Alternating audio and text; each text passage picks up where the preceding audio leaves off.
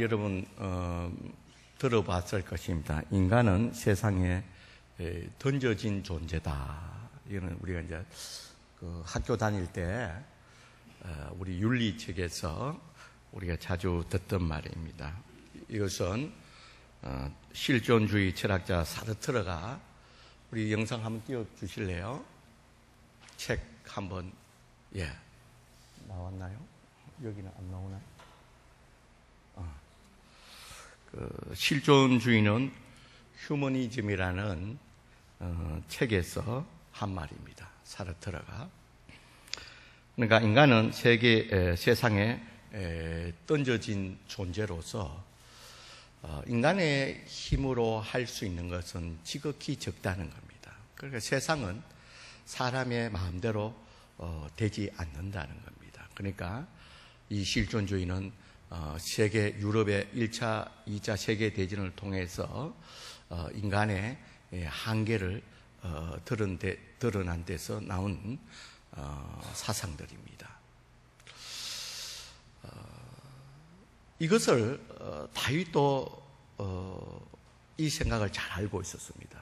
다윗도 이 땅에 살아보니까 이 다윗 자신의 힘과 능력으로 할 수 있는 것들은 지극히 적다라는 거예요.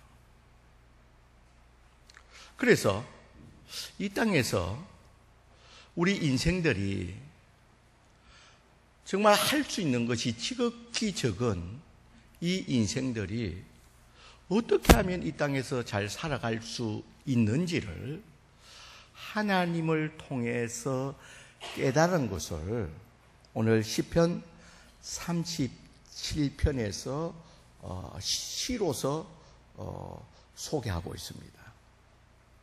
먼저 오늘 본문에 읽었던 23절에 보면 여호와께서 사람의 걸음을 정하시고, 여기서 사람의 걸음이라는 것은 이 사람의 발자국을 말하는 것이 아니라 삶의 순간순간, 다시 말해서 인생길을 말합니다. 그러니까 하나님이 인생길을 정했다는 것은 하나님이 사람의 운명을 정했다, 그 말은 아닙니다. 운명론을 말하는 것이 아니고, 이 말은 하나님이 우리 인생 가운데, 우리 인생길 가운데 개입하셔서 지도하고 인도하고 도우시는 이런 하나님이 우리 인생 가운데 절대 주권자시라는 것을 말씀하고 있다는 겁니다. 그러니까 여호와께서 사람의 걸음을 정하시고라는 것은 하나님이 우리 인생의 절대 주권자라는 거예요. 우리 인생을 내 마음대로 할 수가 없다는 겁니다. 그런데 다윗이 알게 된 것은 내 인생의 모든 것을 주관하시는 이는 결국은 절대 주권자 대신 하나님께 있더라는 거예요. 그걸 깨닫고서 이 다윗이 지금 고백하는 것이 여호와께서 사람의 걸음을 정하시고, 이것은 하나님이 나의 인생의 절대 주권자라시고, 그래서 하나님이 내 인생의 순간순간 내 인생길 가운데 개입하시고, 그래서 지도하시고 인도하시고 이끌어 가시는 분이라는 겁니다. 그러면서 그 이후에 보면 그의 길을 기뻐하신다.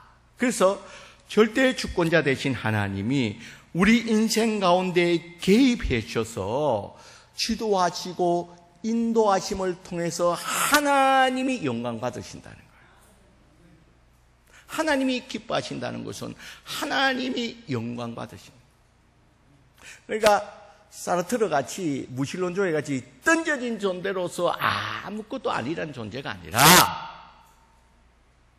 다윗은 한 단계 더 나가서 우리 인생 가운데는 던져진 존재가 아니라 하나님이 계셔서 하나님이 우리 인생을 개입하시고 하나님이 우리의 인생 가운데 지도하시고 하나님께서 우리 인생을 인도해 가신다는 거예요.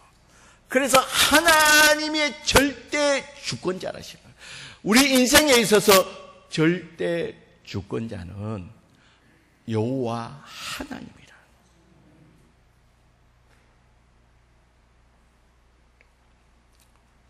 그리고 다윗이 또 깨닫게 된 것은 24절에 보면 그는 넘어지나 아주 엎드려지지 아니하면 그렇게 고백합니다. 넘어지나 엎드려지지 아니한다. 이거 넘어진다는 말입니까? 넘어지지 않는다는 말입니까? 에? 그는 넘어지나 엎드려지지 않는다.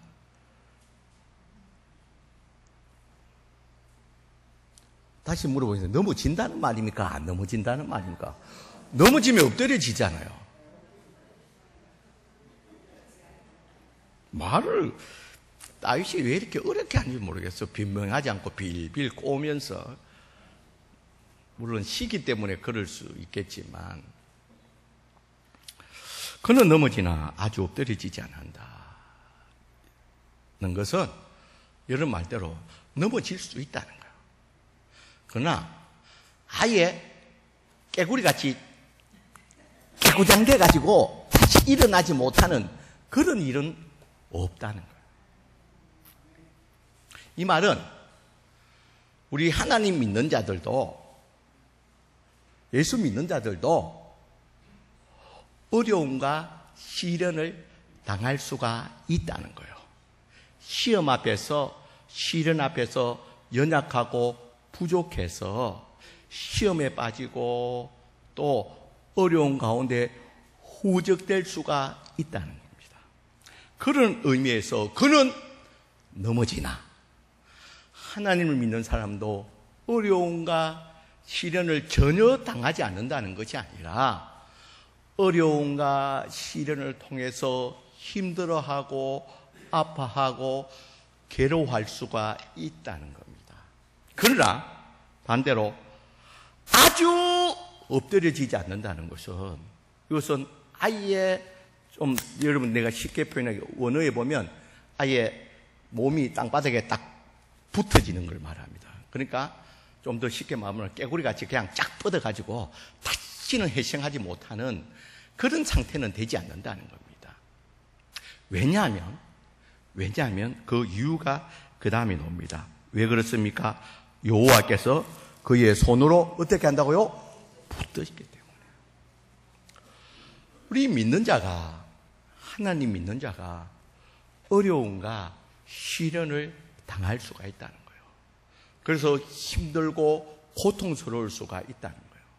그러나 하나님으로부터 떨어져서 완전히 파멸되지는 않는다는 겁니다. 왜냐하면 그 이유는 하나님의 그의 손으로 하나님의 능력의 손으로 우리를 붙들어 주시기 때문이라는 겁니다. 여러분. 하나님이 우리가 시험당하고 어려움당하고 고통당할 수 있지만 하나님이 완전히 손을 놓지 않는다는 거예요. 하나님의 능력의 손으로 우리를 붙들어 주신다는 겁니다. 결국은 이 말은 하나님이 나의 편이 되어 주시고 하나님이 나의 보호자가 되어 주신다는 겁니다. 하나님이 내 편이 되어 주셔가지고 결코 버리거나 외면하지 않고 아주 파멸로 던지지 않고 이 결정적 순간에 우리를 도와서 붙들어서 다시 세워주신다는 겁니다. 이것은 하나님에 대한 절대 신뢰의 신앙이라는 거예요. 그러니까 다윗이 이 땅에 살아가면서 어떻게 할 수 없는 많은 일들을 당하면서 고통과 시련 가운데서도 결코 낙심하고 좌절하지 않는 것은 이 모든 일에 있어서 그냥 어떻게 할 수 없는 일들 가운데 하나님이 계신다는 거예요. 절대 주권자 되신 하나님이 우리의 인생 가운데 뭐 던져진 존재로 사르트르 말같이 어쩔 수 없지 뭐 어떻게 손쓸 수 없는 그런 상태가 아니라 거기에는 분명히 하나님의 절대 주권자 되신 하나님이 개입하시고 하나님이 지도하고 인도하시는 가운데 결정적으로 하나님의 능력에 붙드는 손으로 말미암아 우리가 파멸의 길에 빠지지 않고 하나님이 우리를 구원해 주시고 이끌어 주시고 도와주신다는 겁니다. 그렇기 때문에 당시 이 땅의 삶 가운데서 너무나도 자기의 힘으로 할 수 없는 많은 일들 가운데서도 결코 낙심하거나 좌절하지 않는 것은 여호와 하나님에 대한 절대 주권의 신앙과 여호와 하나님에 대한 절대 신뢰의 신앙이 있었기 때문에 이 모든 일들에 대해서 승리하면서 이기고 나갈 수가 있었다는 겁니다. 여러분, 우리들도 예수 믿는 우리들도 이 땅에 살다 보면 많은 어려움과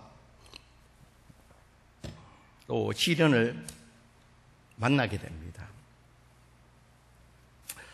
이렇게 어려움과 시련을 만나게 되면 우리들 가운데는 내 인생은 왜 이럴까 하는 그런 공허함에 빠지게 됩니다.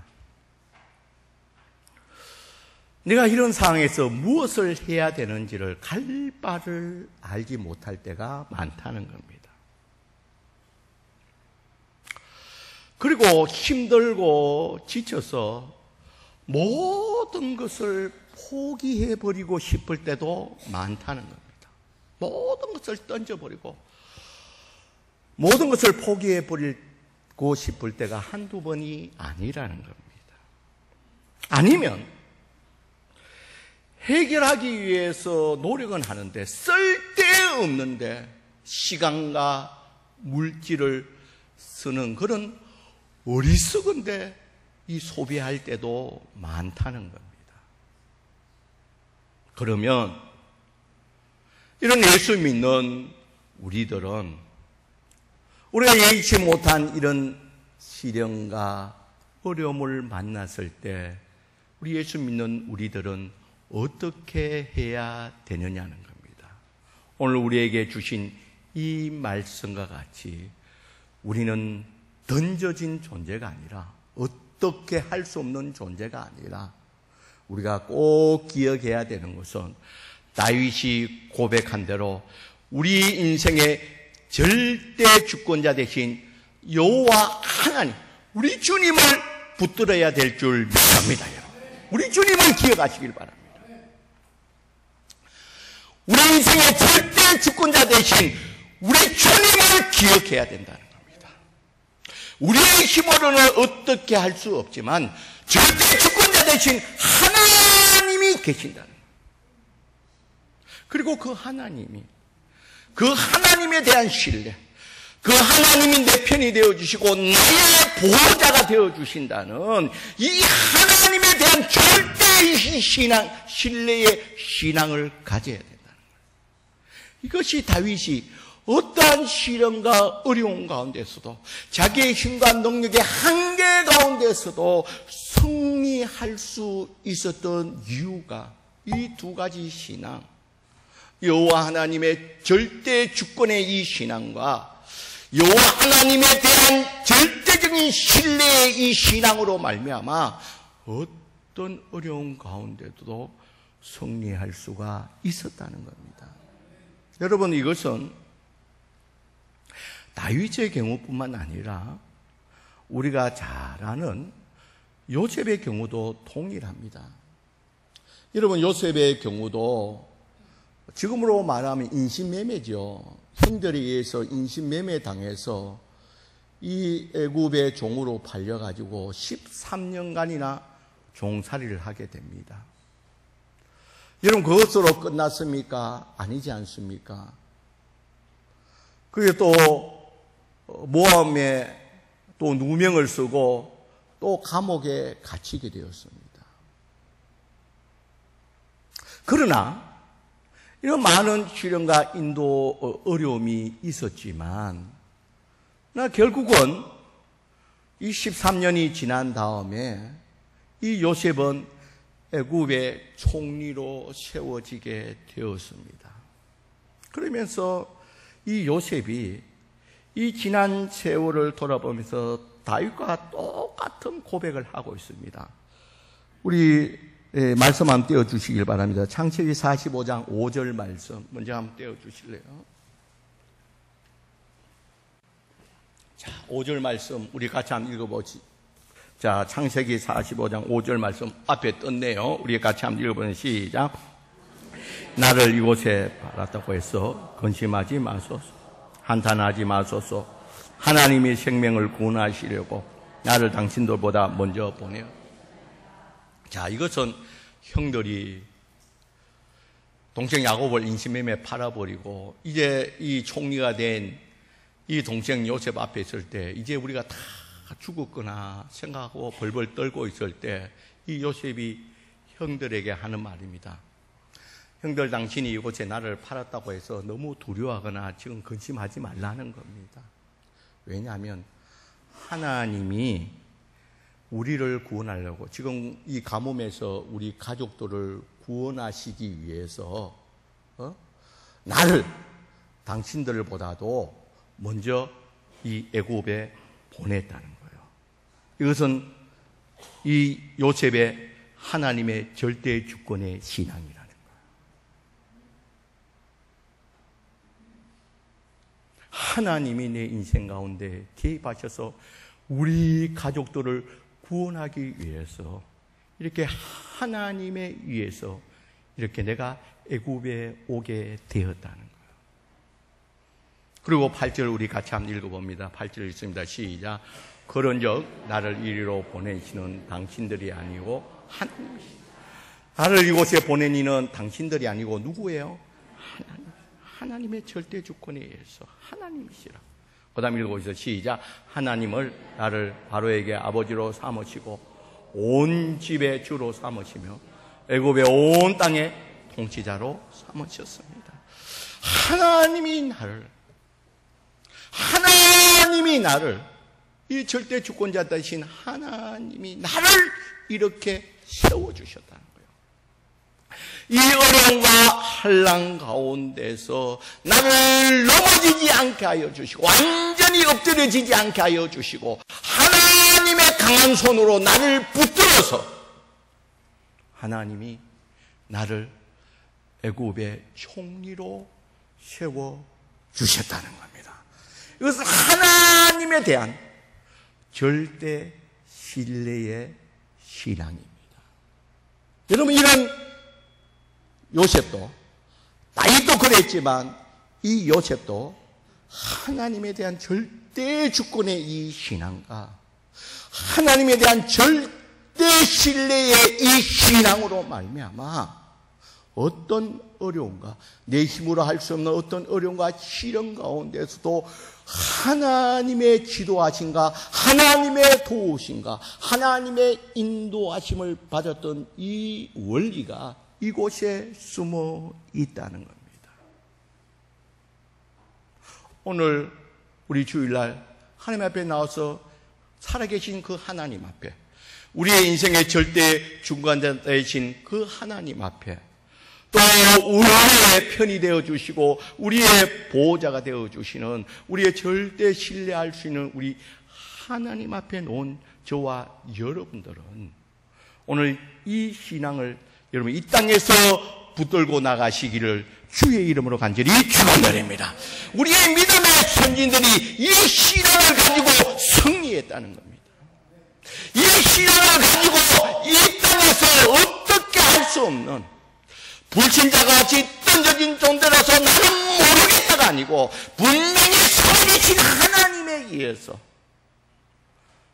우리들은 인생에 있어서 불안한 존재가 아니라 확실하게 신뢰할 수 있는 내 편이 되신 여호와 하나님이 계시기 때문에 우리가 어떠한 처지와 어떠한 환경 가운데서 우리는 절대 실망하거나 낙심하지 않는다는 겁니다. 그러기에 여러분, 우리가 이 시간에 우리가 시련과 어려운 가운데 있을 때 우리가 다른 곳이 아니라 우리 절대 주권자 되시고 또한 우리의 절대 신뢰할 수 있는 내 편이 되시고 나의 보호자 되신 그 하나님 앞에 놓으시길 주의 이름으로 간절히 축원드립니다.